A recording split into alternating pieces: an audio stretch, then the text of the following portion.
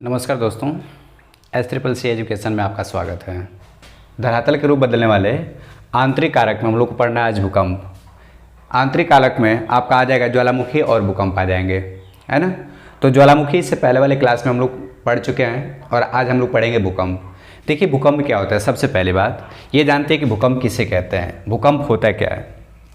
तो आप जानते हैं कि जब भूकंप आता है तो पृथ्वी के सतह पे कंपन होता है। क्या होता है? कंपन होता है। तो कहते हैं कि जब पृथ्वी की सतह कंपन करने लगती है तो कहते हैं कि भूकंप आ गया, है ना। पृथ्वी की जब सतह कंपन करने लगती है तो क्या कहते हैं हम लोग? भूकंप आ गया।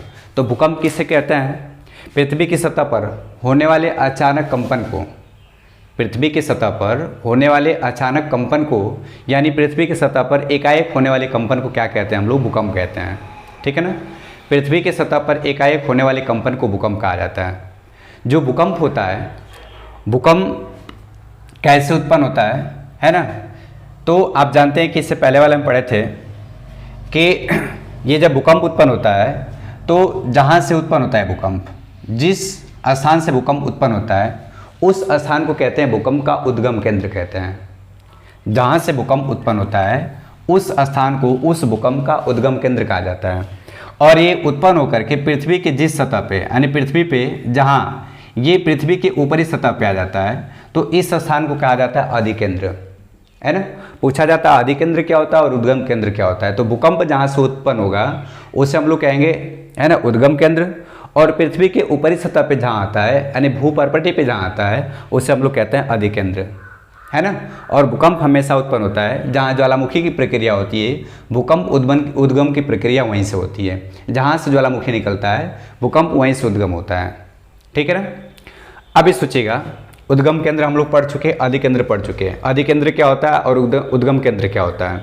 अब इसमें हम लोग समझिएगा, है ना, कि जो भूकंप होती है ना, तरंग सबसे पहले पहुंचती है अधिकेंद्र पर। भूकंप की तरंग सबसे पहले पहुंचती है। पूछा जाता है कि पृथ्वी के अंदर जो भूकंप उत्पन्न होता है इसकी सबसे पहले तरंग कहाँ पहुँचती है। तो जो सबसे पहले तरंग पहुँचती है आपकी कहाँ पे? अधिकेंद्र पे पहुँचती है ना। और इस अधिकेंद्र पे सबसे अधिक कंपन होता है। सबसे अधिक कंपन कहाँ होता है? आपका अधिकेंद्र पर होता है ना। और जैसे जैसे अधिकेंद्र से दूरी बढ़ती जाती है भूकंप की तीव्रता वैसे वैसे क्या होती है? घटती जाती है ना। अब जैसे कह सकते हैं कि ये आपका अधिकेंद्र है। समझ लीजिए कि पृथ्वी के ऊपरी सतह पे भूकंप आया और यहाँ से ऐसे धीरे धीरे कंपन की प्रक्रिया क्या होती है? कम होती है। एज लाइक जैसे आप समझिएगा कि जैसे पानी में पत्थर मारा जाता है तो जहाँ पत्थर मारा जाता है वहाँ पे हलचल सबसे अधिक होता है और धीरे धीरे पानी के अंदर जो हलचल होता है वो धीरे धीरे क्या होता है? समाप्त हो जाता है। तो ऐसे ही भूकंप की, यानी जो भूकंप होता है जहाँ से भूकंप उद्गम होता है उसके ऊपरी केंद्र पे सबसे अधिक हलचल होता है ना। उसके ऊपरी केंद्र पे यानी अधिकेंद्र पे सबसे अधिक हलचल होता है। फिर इसके बाद जैसे जैसे दूरी बढ़ती जाती है अधिकेंद्र से वो हलचल क्या होता है? कम होता जाता है, ठीक है ना। तो ये बोल रहा है कि अधिकेंद्र पर, है ना, सबसे अधिक कंपन होता है और जैसे जैसे दूरी बढ़ती है वैसे वैसे कंपन क्या होता है? कम होता जाता है ना। अभी समझिएगा, जो भूकंप की जो तरंगे हैं ये पृथ्वी पर, है ना, यानी पृथ्वी को 21 मिनट में पार कर जाती हैं, है ना। जो भूकंप की तरंग है ये पृथ्वी को कितने मिनट में पार कर जाती हैं बालक? 21 मिनट में पार कर जाती हैं, ठीक है ना। और जो भूकंप की तीव्रता होती है, भूकंप की तीव्रता किससे मापी जाती है? रिएक्टर स्केल से मापी जाती है। किससे मापी जाती है? रिएक्टर स्केल से भूकंप की तीव्रता मापी जाती है। और रिएक्टर स्केल की खोज किसने किया था? है ना, रिएक्टर नामक एक वैज्ञानिक थे जिन्होंने रिएक्टर स्केल की खोज किया था। और रिएक्टर स्केल से भूकंप की तीव्रता मापी जाती है और ये अपने ही नाम पे उस स्केल का नाम रख दिए रिएक्टर स्केल। और रिएक्टर स्केल की खोज कब की गई थी? 1935 ईस्वी में, है ना। रिएक्टर स्केल की खोज कब की गई थी? 1935 ईस्वी में की गई थी, ठीक है ना। जो आपकी सुनामी होती है ये भूकंप नहीं होता है। नहीं कहते हैं सुनामी आ गई है, तो जो सुनामी होती है वो भूकंप नहीं होता है, ठीक है ना। अब ये बोलें कि जो भूकंप की तीव्रता मापी जाती है वो रिएक्टर स्केल से मापी जाती है। तो रिएक्टर स्केल की खोज किसने किया था? रिएक्टर ने किया था। कब किया था? 1935 ईस्वी में, है ना। रिएक्टर स्केल की खोज किसने किया था? रिएक्टर ने किया था। कब किया था? 1935 ईस्वी में। और रिएक्टर स्केल पे जो आपका पैमाना होता है वो 1 to 9 तक होता है। पैमाने पर 1 से 9 तक अंक स्केल पे अंकित होता है, और ये जैसे जैसे हम लोग आगे बढ़ते हैं, अगले टर्म बढ़ते हैं, ये 10 गुना क्या होता है, इसका अंक डिजिट बढ़ता जाता है। 10 गुना यानी 1 फिर 10 फिर 10 मतलब फिर 20 फिर 30 फिर 40 फिर 50, ऐसे 10 टाइम्स क्या होता है, इसका अंक बढ़ता जाता है ना।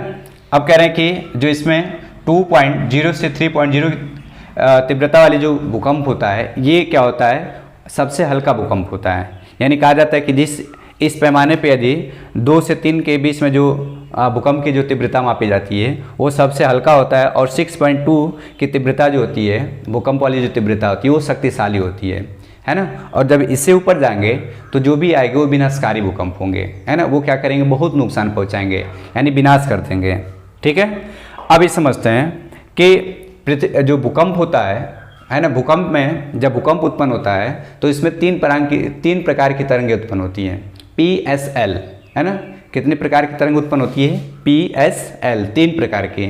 P मतलब प्राइमरी, S मतलब सेकेंडरी, L मतलब लॉन्ग या लास्ट, कह सकते हैं लॉन्ग या लास्ट। ठीक है, तो अब इन तीनों के बारे में समझते हैं। सबसे पहले हम जानते हैं कि P वेव क्या होती है। भूकंप की जो P तरंग होती है, ये P तरंग क्या होती है। P तरंग जो होती है पृथ्वी के अंदर उत्पन्न होती है ना, और ये तीनों माध्यम में चलती है। अब तीनों माध्यम कहने का मतलब कौन सा होता है आपका, ठोस, द्रव और गैस। ये आपका तीनों माध्यमों में चलती है, ठोस, द्रव और गैस। कौन सी तरंग, P तरंग, है ना। और ये कहाँ उत्पन्न होती है, आपके पृथ्वी के अंदर ही उत्पन्न होती है। ठीक है, अब इसका औसतन वेग माना जाता है तो 8 किलोमीटर प्रति घंटा 8 किलोमीटर प्रति सेकंड होता है। यानी 1 सेकंड में 8 किलोमीटर की दूरी तय करती है। कौन सी तरंग है आपकी, P तरंग। ये सबसे अधिक गतिशील तरंग होती है, सबसे तीव्र गति से चलती है ना। जो आपकी P तरंग होती है, जो प्राइमरी वेव होती है, ये सबसे तीव्र गति से चलती है। ठीक है, सेकंड देखते हैं हम लोग, सेकेंडरी वेव। ये तरंग किस प्रकार की तरंग होती है बालक, अनुप्रस्थ तरंग होती है ना। ये आपकी अनुप्रस्थ तरंग होती है, इसलिए इसे अनुप्रस्थ तरंग भी कहा जाता है। जो S तरंग होती है इसे अनुप्रस्थ तरंग भी कहा जाता है। और ये कहाँ चलती है आपका, ये केवल व केवल ठोस में चलती है ना। किस में चलती है, ठोस में। और इसकी जो चाल होती है 4 किलोमीटर प्रति सेकेंड, इसकी स्पीड जो होती है 4 किलोमीटर प्रति सेकेंड होती है। ठीक है, और लास्ट हम लोग समझते हैं एल वेव। कौन सा wave, L wave. L wave मतलब लॉन्ग वेव, है ना।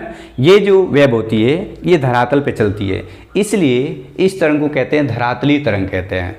एल वेव जो होती है ये धरातल पे चलती है, इसलिए इसे धरातली तरंग कहते हैं। और ये धरातली तरंग सबसे लंबी तरंग होती है ना। बोले ना एल लास्ट या लॉन्ग, है ना। एल मतलब लास्ट या लॉन्ग, तो ये तरंग होती है जो सबसे लंबी तरंग होती है ना। ये धरातल पे चलती है और धरातल में क्या हो जाती है आपकी, सीमित हो जाती है। ये धरातल से बाहर नहीं जाती है। ठीक है ना। अब ये जो तरंग होती है एल तरंग, ये आपके ठोस, द्रव, गैस, ये तीनों माध्यम में चलती है ना। ये क्या करती है, तीनों माध्यम में चलती है। और इसका जो वेग होता है 1.5 से 3 किलोमीटर प्रति सेकंड होता है। एल वेव का जो स्पीड होती है 1.5 से 3 km पर सेकेंड होता है। ठीक है, अब ये जो एल वेव होती है, लास्ट वेव होती है, यानी लॉन्ग वेव जो होती है, ये सबसे अधिक विनाशकारी होती है, सबसे अधिक विनाश करती है। ठीक है ना। तो हम लोग ये देख चुके कि धरातल के रूप बदलने वाले आंतरिक कारक में हम लोग आज पढ़ चुके भूकंप में इतना टॉपिक आपके लिए बहुत इंपॉर्टेंट है। यदि आपको वीडियो अच्छी लगी तो वीडियो को लाइक, शेयर और सब्सक्राइब करें। तब तक चलते हैं। जय हिंद, जय भारत।